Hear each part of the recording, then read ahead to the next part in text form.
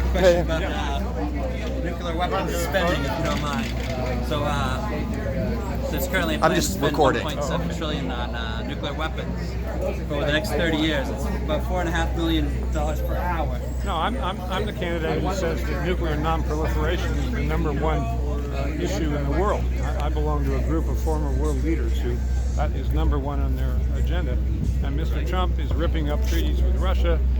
He's encouraging Japan and South Korea to develop more nuclear weapons programs. He doesn't understand that nuclear proliferation has to be a taboo. It can't be just another policy issue.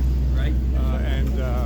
We've been able to keep the nuclear peace since the end of World War II only because we have a limited number of nuclear powers. And as you increase the number of those powers, which Mr. Trump apparently wants to do, it gets geometrically harder to keep the nuclear peace, not arithmetically. And you know what not keeping the nuclear peace means? It means World War III.